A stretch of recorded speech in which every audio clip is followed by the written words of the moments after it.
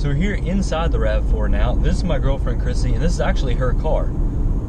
Yeah, I've had my car for about 6 months now. It's a 2017 model, and it has about 10,000 miles on it, and I've just gotten my second service, and we're going to talk about the Toyota Safety Sense today. Right, so Toyota Safety Sense is available on several models now. It is actually available on the 2018 and up Toyota Tacomas, but my 2016 doesn't have it.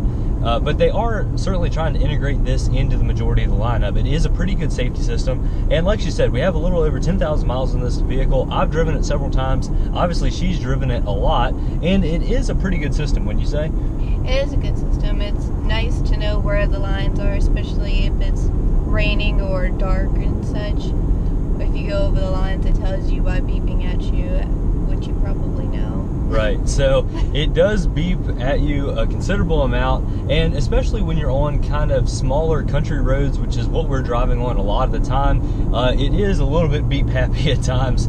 But overall, it is still a pretty good safety system. It does have the forward collision alert and braking, which is a really great feature.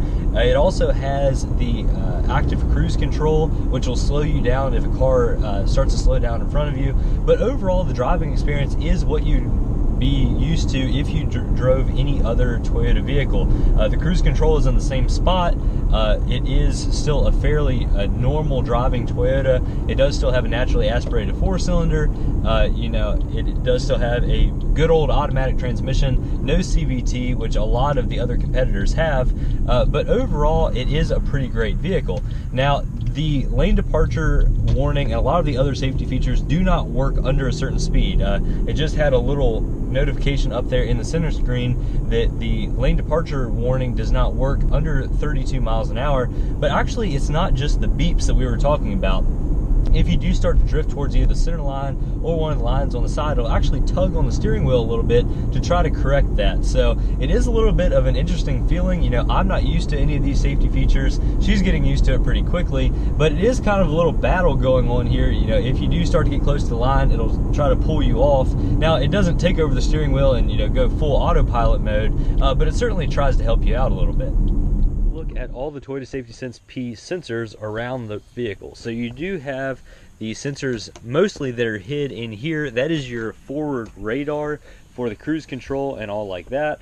And this is a really sleek look, and I really do like it. It's nice that they were able to tie it in with the sensor, or with the Toyota symbol rather, so you don't have a bunch of large plastic pieces there on the front of the vehicle that are unneeded. Also, you do still have a camera up here that helps you to stay in your lane. So these are a lot of the roads, like we were just talking about, that we drive on a good bit. They do have a center line, but they don't have an outside line, but it still works well with the Toyota Safety Sense P system. Now, the visibility out of this is fine. You can see we do still have that center camera here, but it doesn't really take up a whole lot of visibility, as it is mostly behind that rear view mirror.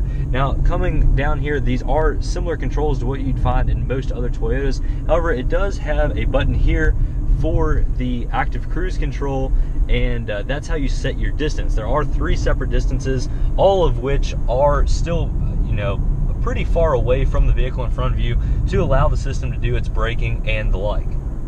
Now, there are 3 separate drive modes here in this vehicle. We normally keep it on eco mode, but it is eco, normal, and sport. Here for the eco mode, it has been averaging 26.8 miles to the gallon, which does seem pretty good. But overall, these 3 driving modes do all work well with the TSS-P package. So one interesting thing to note here, for the mirrors, you do not have blind spot monitoring. You do have the separate blind spot mirror there in the corner. You have that on both sides, but the actual blind spot monitoring system is not standard on TSS-P and is an additional option. So we're here on another country road. We will drift towards the middle here as soon as we get past this truck and see how it does.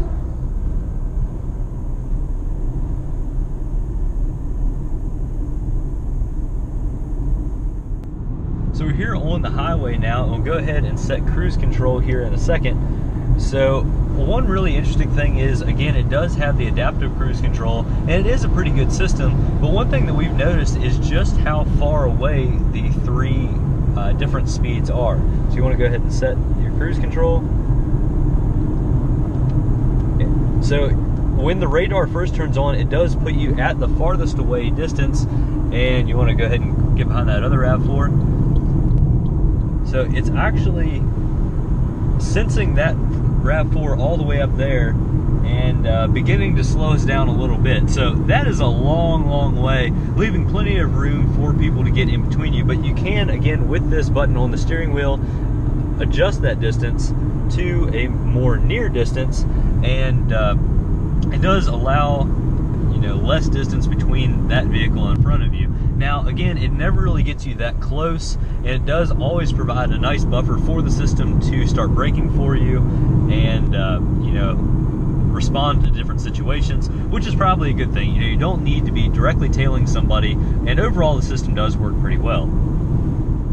Now, autonomous technology in vehicles is all the rage these days, and it is very popular. Now, this system is particularly impressive because it is a standard feature. This is an LE RAV4, the base model RAV4, and yet it still comes standard on this model and a lot of other Toyota vehicles in their lineup. And overall, I think it's a really great system for the price. Now, again, you can add on other features like the blind spot monitoring for an additional cost, but overall, I think it should make a lot of drivers much safer out on the roads since this system is now standard.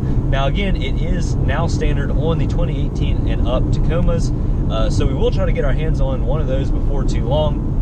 But overall, for a $28,000 vehicle, which is what this vehicle came off the lot as, that was the MSRP. Since this is an all-wheel drive model RAV4, I think it is a really great system, and I would highly recommend it for any, especially young drivers or drivers who are starting to get up in age. I think I could definitely help you out. So thank you all very much for watching. A huge thanks to Chrissy for letting us use her vehicle. If you are interested in a full review of this vehicle, we can certainly work out something with that. Please let us know in the comment section. If you're stopping in for the first time, please consider subscribing. Thank you all very much for watching. Have a fantastic week, everybody. Catch you next time. Bye, guys.